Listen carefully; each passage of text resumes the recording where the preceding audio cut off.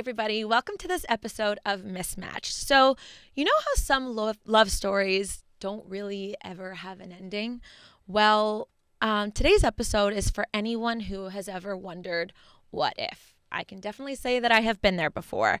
You're asking yourself, what if the timing was different? What if circumstances were different? What if the love that you had was real, but just unfinished? So today's guest has lived literally the most beautiful love story that you really see and hear about in movies. She fell in love as a teenager, and well, life happened. And 30 years pass, and then an email. What unfolds isn't a fairy tale. It's about second chances. It's about emotional courage. It's about daring to love again. And dare I say, it's also about choice. Today's conversation reminds us that love doesn't always arrive in clean chapters, but sometimes it circles back when you least expect it. Today's guest is Shelley Saywell, an award-winning documentary filmmaker, storyteller, and author of the memoir, If Only Love. Shelley, it's so great to see you and have you here today. Oh, it's fantastic to be here. Thank you so much. Your story is so moving. I say moving because there's joy, there's tears. I can't even imagine how cathartic this must have been to write. Yes, 100% cathartic. Just to give some context, I fell in love in 1 second with a boy on the first day of school in Japan, where we were both attending an international school. And we had this, I had this massive crush. I think every 17-year-old girl, every woman has had that tormenting, obsessive, I can't believe I said that to him when I saw him kind of guy or girl in their their first love. And then, as you said in your intro, we reconnect. It's all in the book. Oh my God, it's all in the book, everything. But we reconnect 30 years later, having lost each other, literally lost each other. We had no clue where the other person was or what had happened to them.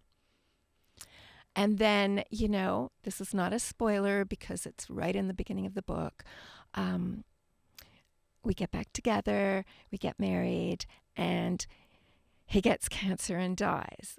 But why you said it was cathartic was because during the period when I was grieving this momentous loss, I fell into memory and I escaped into joy by reliving the 2 times I fell in love with him, because I literally fell in love with him twice. So it's funny that you say that, because one of the lines that I wrote down that I wanted to ask you about and visit is that you said we fell in love twice. And my question is what was the difference between the first time and the second time? The first time it was all about the eyes. The eyes fall in love first. I'm literally the first day of school. I'm the new girl at school. It's a school in Japan on a mountain. Everybody else has been there for years. And I go for a walk to get my bearings, and I see this guy on the front steps of the school, and he smiles at me, and I'm done. Like from that moment on. I can envision it, and I feel, because I think everybody has had that feeling, as you said, when you all of a sudden fall in love within a second. Yes. Especially when you're young. Yeah. No, it was completely, So did you go up to walk us through that encounter? So I see him. He smiles at me. I literally stop.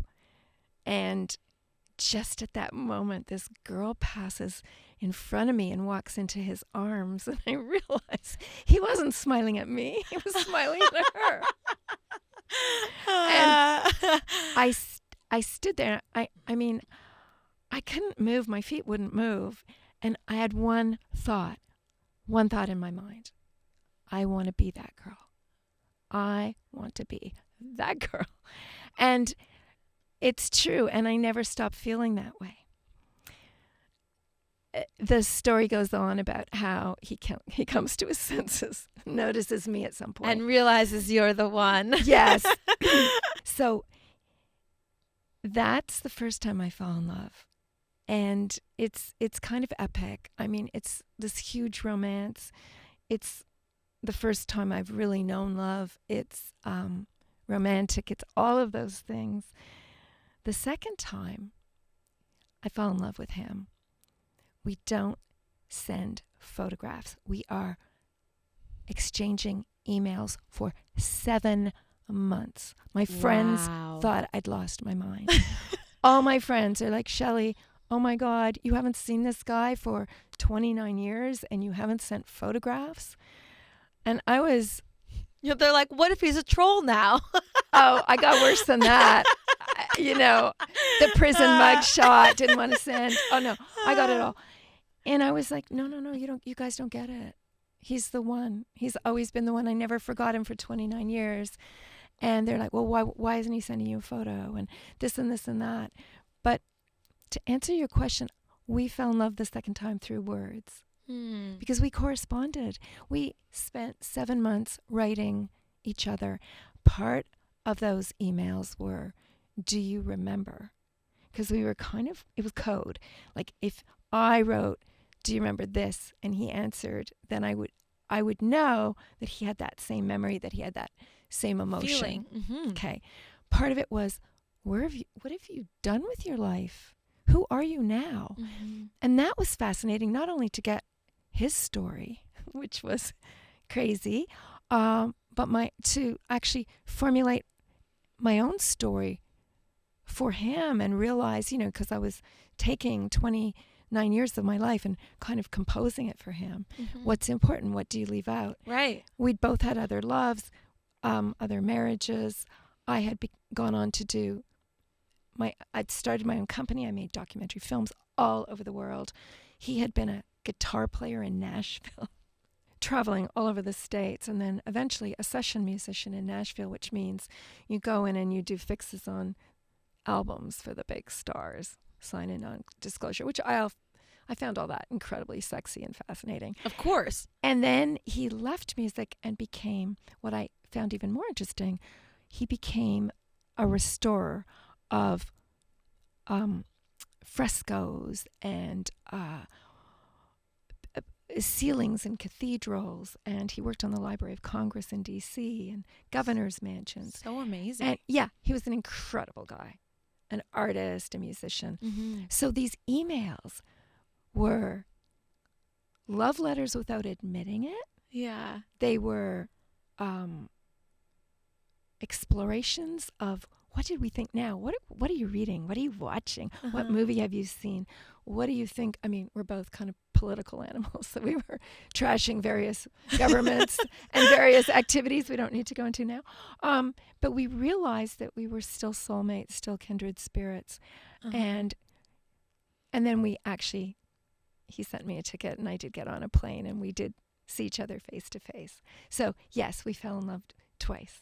That is so beautiful. I can't even imagine what your reaction must have been when you saw his name come up in your inbox.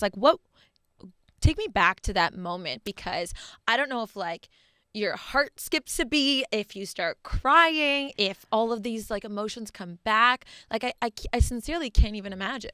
So, okay, picture it. Okay, it's Saturday night. Uh-huh. I'm about to go out for dinner. I have to finish a script. We're about to go to Iraq to make a film. Wow. And I'm rushing, and I'm in my attic study looking at the time and going, okay, I have to shut down.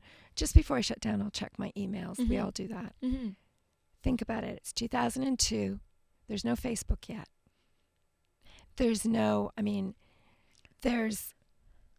Nowadays you can find someone in 2 seconds. Right. If Mr. Google will help you out. We didn't have that. But I get this email. I open my email and it says, Shelley, you have a new classmate.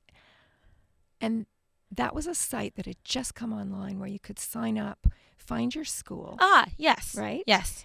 And because it was an international school in Japan, I had signed up 6 months earlier, but he wasn't on the list. Interesting.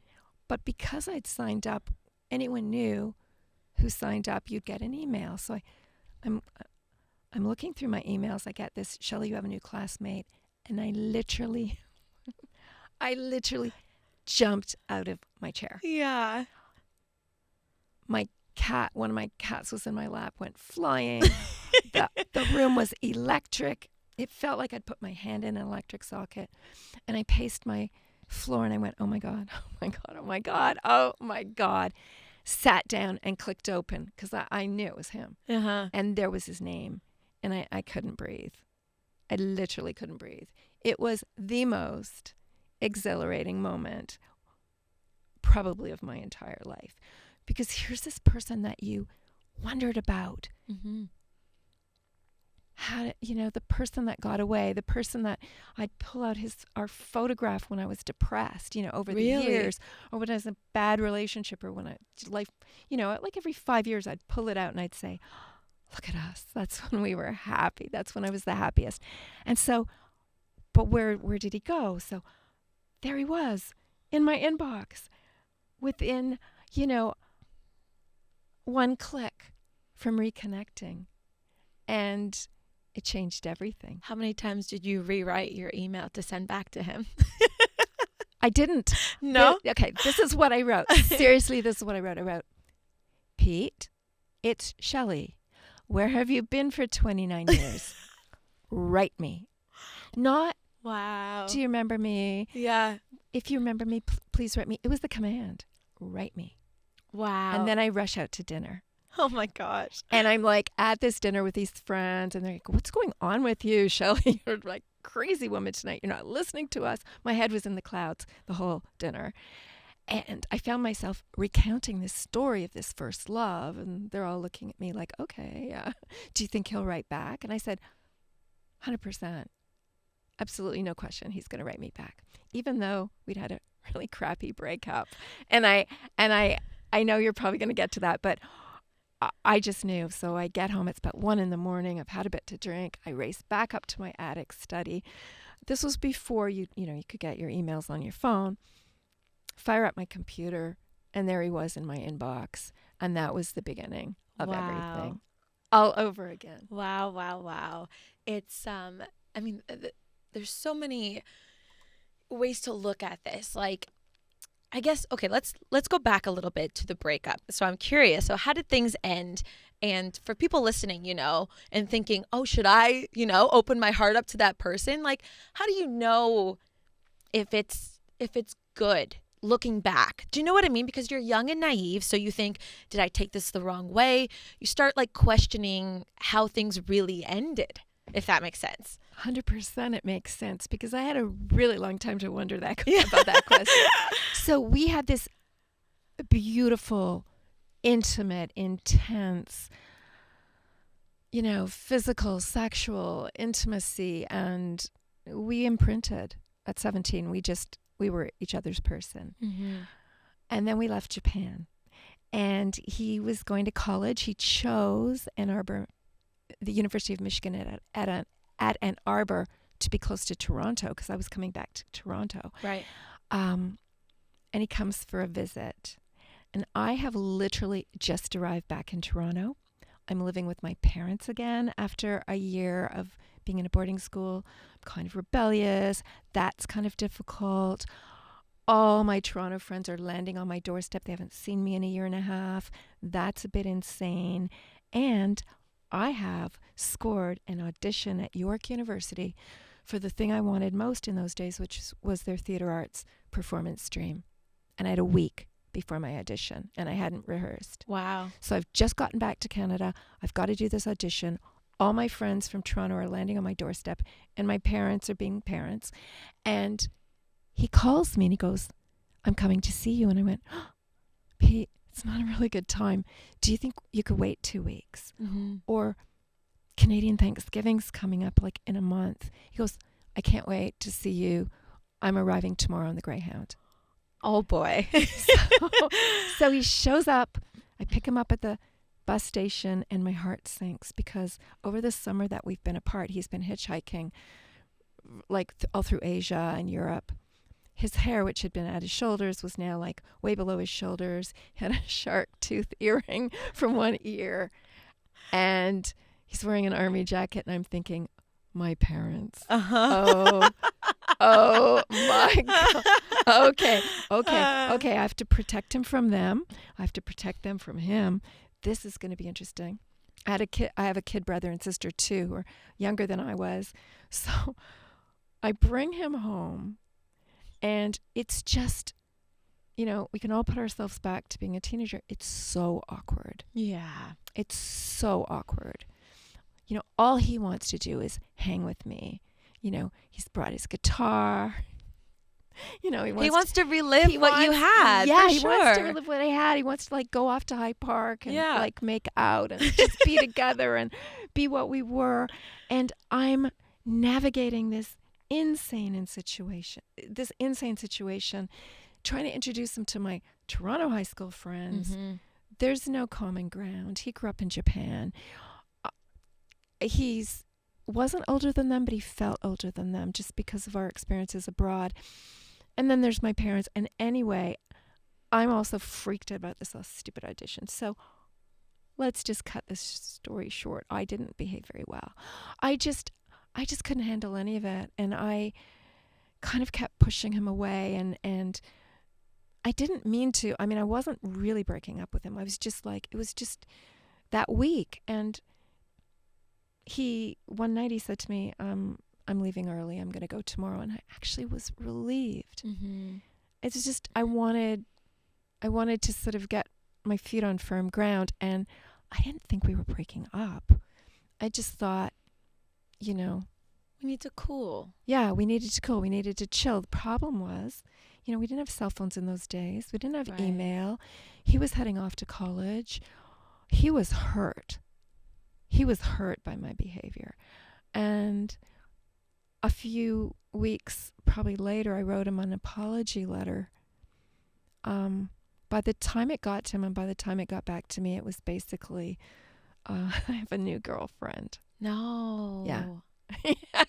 Oh, no. Were you just devastated? Devastated. Yeah. And angry with myself. Because why did I was do at that? fault. I was at fault. And it wasn't a cruel letter. It was just kind of like, his wording was something like, I'm meeting all these great new friends, and I've met this really fine girl. Oh. Right? Fine. That is a knife in the heart. I know. Oh, my God. So, so I felt guilty all those years as well.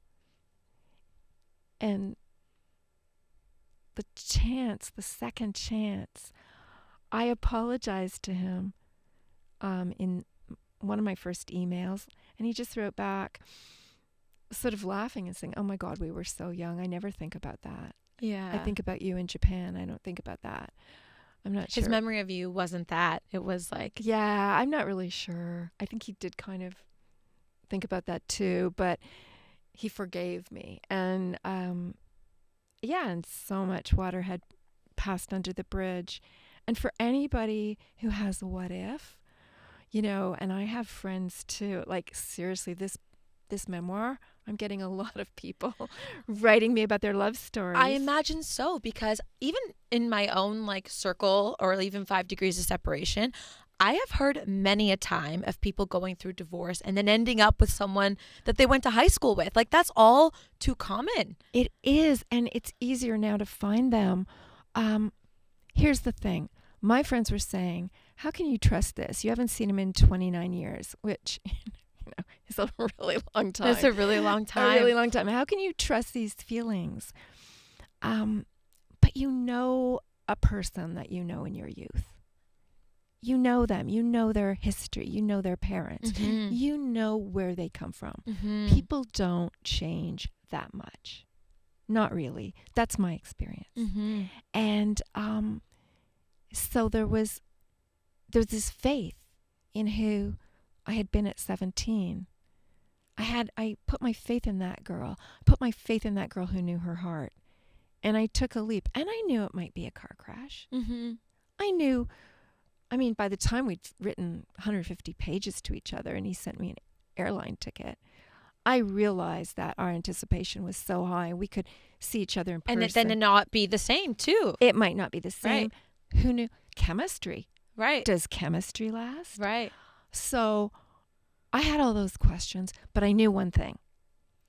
I knew I wasn't going to miss this chance to find out.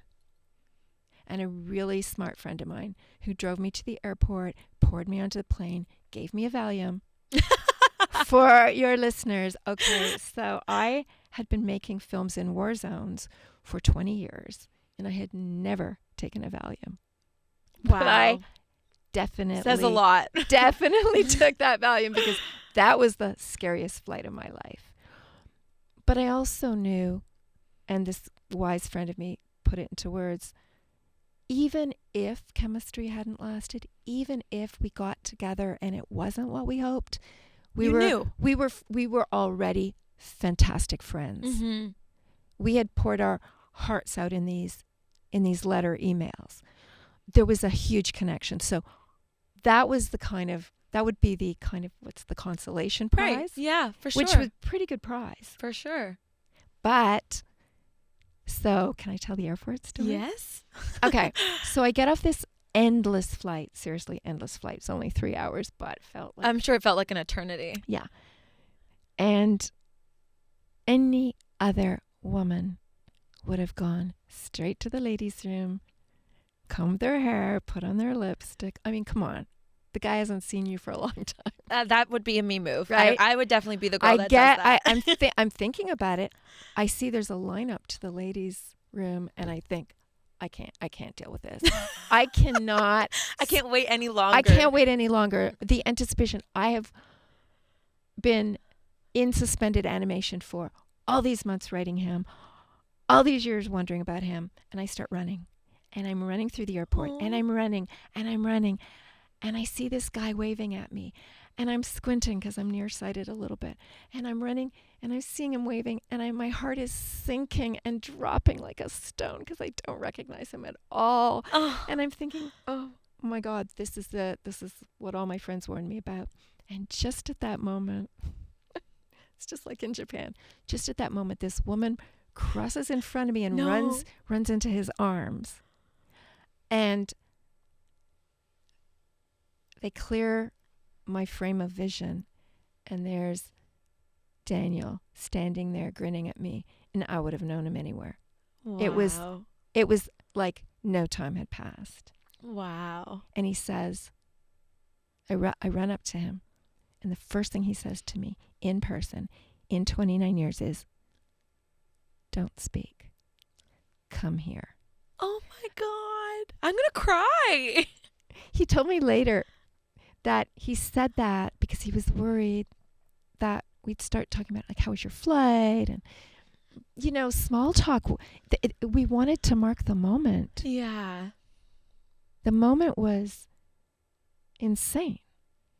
And it was magic. It was pure magic. And, we knew in 1 second that chemistry lasted, that we were still madly in love with each other. And that was it. We were engaged 3 days later. Stop. That was my next question, is how long after were you married? Well, you know how I wrote him and I said, "Write me," I didn't ask? Uh-huh. That's how it went for the proposal, which wasn't actually a proposal. He just said, "Marry me."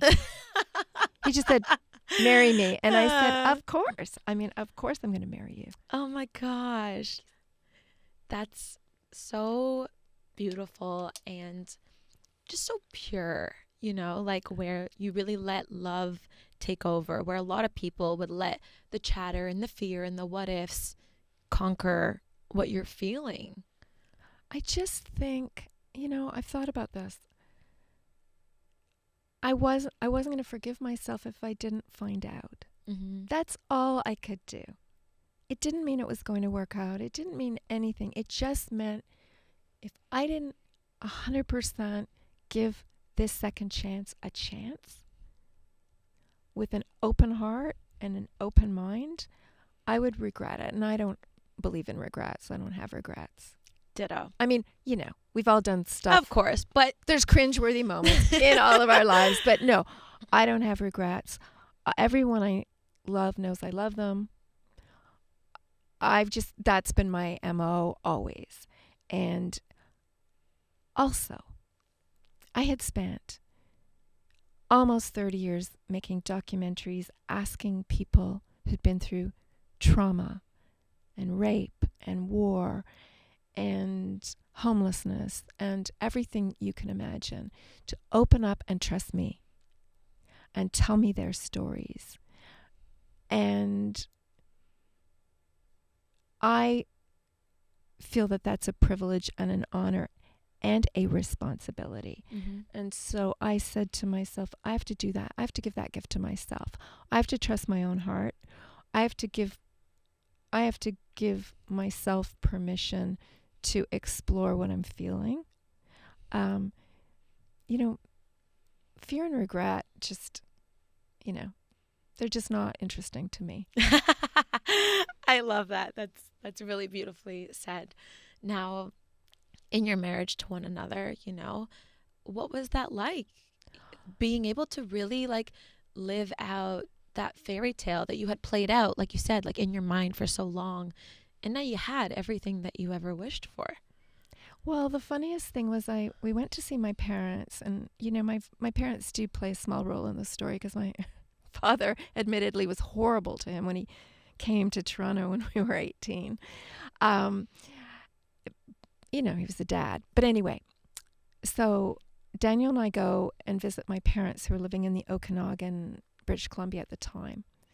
And we were there for probably maybe 12 hours when my mother took me aside and she said, "It's like you guys have been married for 30 years. Wow. That's what it was like. Beautiful. That's what it was like. We just fell into it. We slept on we crawled into the same side of the bed that we had in Japan. Really? Everything fit.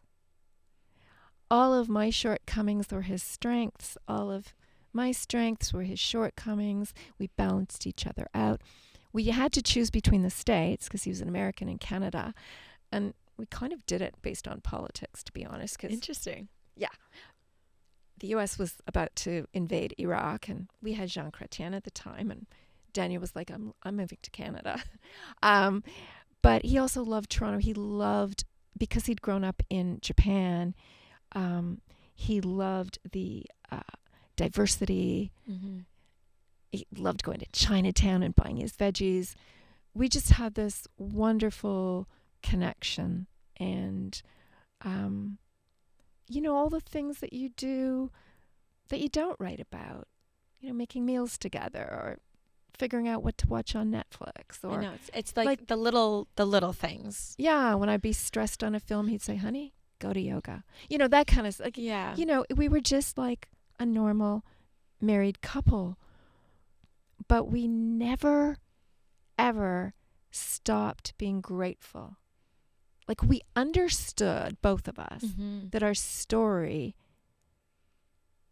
was something special. The second chance was something special. And we used to define these feelings that we'd get from time to time when we just look at each other. I just would look at him and go, "Oh my God, I can look at you. Yeah. I can kiss you when I want." You knew what life was like without him. Yeah. I can kiss you whenever I want. I can hug you whenever I want. I mean, and we'd say, and we had a term for it. I don't know where we got it from, but it was perfect moment. We'd just be sitting, with covered in dirt in the garden, and we'd look at each other and we'd laugh and we'd go, "Perfect moment." Because to me, now, in a more philosophical frame of mind, be in the moment. Live in the moment. Mm-hmm. Those moments become memories, and those are precious too. But don't be somewhere else. Mm-hmm. Yeah. It's easier said than done too. That's hard to do that. It's hard. How many times are you even with somebody that you really want to be with, but your phone's kind of right there? Mm-hmm. Maybe someone's emailed you. Maybe someone's texted you. Maybe you hear the little ping. I know it's very hard. It's become harder. But we never stopped acknowledging that we needed to be in those moments, Mm-hmm. including his illness, which was incredibly difficult. But I understood, and he understood, that that was a precious time too. What was your reaction when you got that news? Because I just trying to imagine myself in your shoes, and I think, like, I got this time back, and now it's being taken away from me again. It was like a nuclear bomb had gone off, I'll be honest. I didn't cope very well at all. In fact, I think, in a way, I was doing less well than he was. He was amazing. Like, he was very philosophical about things. First of all, we were focused on treatments and pain relief and all of those things. But we just had these incredible conversations. And he wanted this guitar. And he really, really wanted this guitar. And we would go up to Long and McQuaid sometimes to get, new guitar strings. And he looked at it, and we were pretty broke. I had stopped making films during the illness. He couldn't work. And this guitar was $3,000. And I woke up one morning and I thought, it's only money. Mm-hmm. It doesn't matter. So I said, honey, are you feeling well enough to go up to Long and McQuaid today? Which is a music store for anybody who doesn't know it. And his eyes kind of got very round, and he went, really? Because I think he knew. And I said, yeah, I think we need to go get you that guitar. So here's the guy that had a serious number of guitars, but he wanted that guitar. And so we go up to Long and McQuaid, and he's like 17 again. He picks up the guitar, and the last month of his life, all he did was play music. Yeah, beautiful. We just hung out. We're together.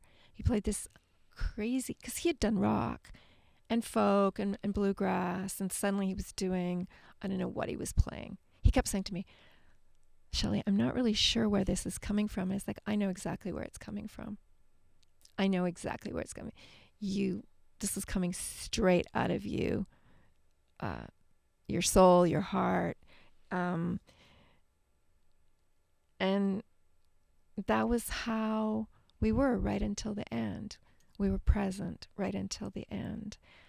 And then, after he passed, I found my healing and my solace and the alleviation of grief. I mean, grief is grief. You go through it. You don't want to be here. You don't want to be in the present tense. But the way I escaped that was to go where he was still alive, which was in my memory. Mm-hmm. And in those emails. And that's the way I wrote the memoir.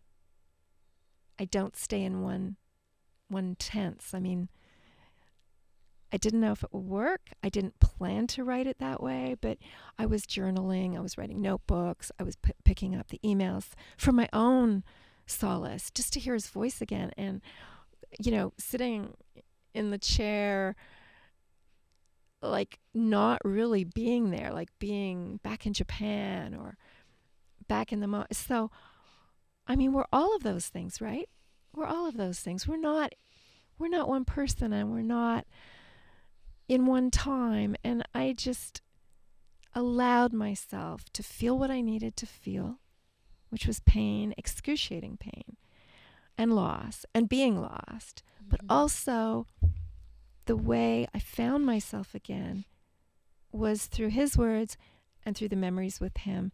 And when the book finally got to the stage where it was with the unbelievable, beautiful editor, Anne Collins at Random House, I remember saying, Anne, is it too sad? I don't want to write a sad book. I mean, of course I have to write a sad book because it's about grief. But at some point we all experience loss. Mm-hmm. And she said, no, because every time you took me to that place of utter heartbreak, when I wanted to put the book down, you took me into joy. Mm-hmm. So I didn't do it intentionally. Yeah. But the way I healed was the way I was able to tell our love story. And if I do say so myself, it's a pretty damn good love story. I mean, he really was one of the most extraordinary people. I mean, he was funny, he was sexy, he was so smart. I loved him so much. He loved me so much. And it's a gift. It's just a gift. And like, so anybody listening who has the what if, be brave. Find out. You don't have to stalk anyone. But sometimes you break up for good reason. Yeah, right? Totally. Like sometimes that's what you find out. But at least then you know and you can put it to rest. Yeah. When you, hold this book in your hand and know that it holds your deepest, most precious memories and love of your relationship, how does it make you feel, like, looking at that from an author perspective as well? Because you're so used to telling other people's stories. So I think it must feel pretty incredible to see yours in your own hands. It does feel incredible. So many gifts. So our photo's on the cover, and it's a photograph that I had pulled out every 5 years when we were apart and stared at his face, stared at my face because we were so in love. Mm-hmm. It was taken on a train from Kochi to Hiroshima in Japan on our last trip together before we parted from Japan. So the book itself feels beautiful to me because it's our story, and now no one can take it away, You lose a lot when you lose your person, but I feel like I got it back because I wrote it for both of us. Then it was going to be published, and I had to think about that for a minute. I thought, oh my God, like, I've kind of spilled the beans here. Like, I don't hold back in this book. First love, first sexual experiences, all kinds of things are in the book. And I thought for a minute, people are going to actually read this. Mm-hmm. And when you're writing, you're in this bubble and you don't think about that. Right. It's very strange. It's very different than filmmaking. So Random House sent it out to some early readers, and I started to get notes from people that I did not know. Because I'd shown it to close friends and so on, and family, but you don't really trust them because they're your people. Right. I always say that. I'm like, I love you guys, but you're not the truth tellers. You're not the truth tellers. And plus they knew the story and they knew us. So I started to get these responses from people that I didn't know, and it was phenomenal to get these connections. And they were saying things like, I was you on that plane. I thought that same thing. I remember my first love at 17. You've brought it all back. Or, somebody that I've thought about for a long time just emailed me, and I was too brave to write him back. Now I'm going to. The other day I got one from a young woman I don't know, and she said,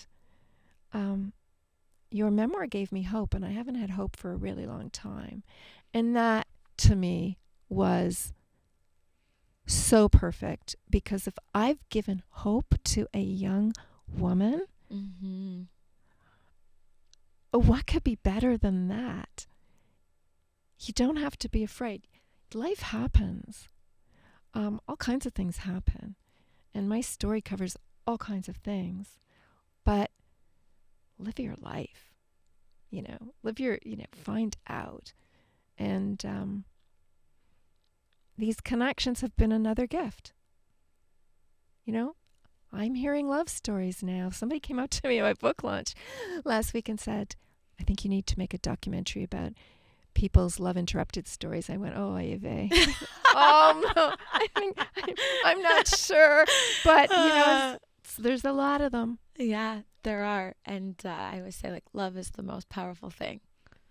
It really is, especially right now. So I've made all these films about war and trauma, and we are in a world right now where it's hard to read the news. Yeah. It's been my career. It's still hard for me to open the paper every morning.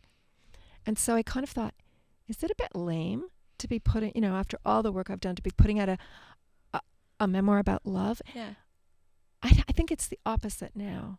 I think it's exactly what people need. More love, less hate. Big picture and private picture. Mm-hmm. We need both. 100%.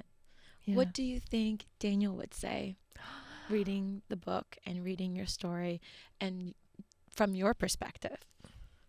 What would Daniel say?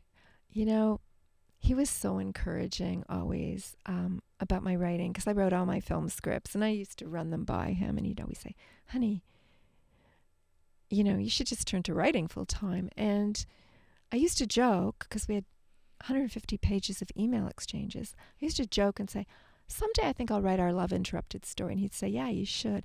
So I kind of have his blessing. Wow. Right? I kind of had his blessing. I didn't worry that he would, be, upset with me when I see him next time somewhere, hopefully.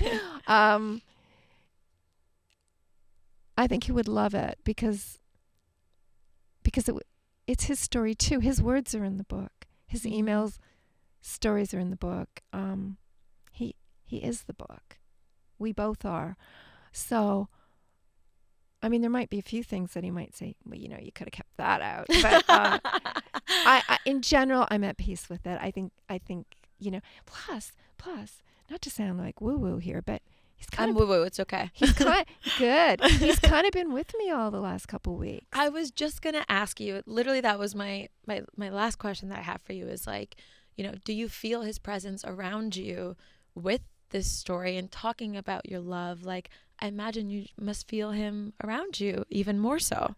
Yeah, 100%. He's been with me. He's always with me. He always leaves me signs. I'll find a guitar pick still. Yeah. Somewhere. But he's been with me, and we've been talking, and I put together a playlist from the book because there's a lot of music in the book. When I first wrote it, I had actual lyrics, and then I realized I can't afford those. I had to cut it out, but I just kept the name of the songs in because, any generation that you're in, music, it's such a it's the score. For sure. It's your score of your love story. 100%. So I've been playing that in the car, and and he was, one last story. He wrote me this. After we'd split up, he was in a band, and they were doing cover songs for a while. And one of the cover songs was the Beatles, I Saw Her Standing There. And this is what he wrote me. He said, you remember the lyrics? And, she was just 17. You know what I mean? And the way she looked was way beyond compare. How could I dance with another when I saw her standing there? And he said, it was the only song I sang lead on. Because he was the guitar player. Right. He said, but when they were rehearsing songs, they'd kind of, mix it up a bit. And he was walking them through the song. They all knew it, but they were doing, I think, a slight reggae version of it or something. I can't remember. But he said, so he was kind of walking the other members of the band through the song and how he could imagine it. And he starts singing it for them, for the lead singer to take over. Right. And they all went, you're singing this song. Yeah. And he said they played that song, and after the performance, he went out and just got dead drunk just thinking of me. Aww. So, he's always with me. I play that song. I play lots of songs. Yeah. It's really beautiful, and your book is beautiful, and thank you for, the inspiration, the hope, and the strength that you have as well.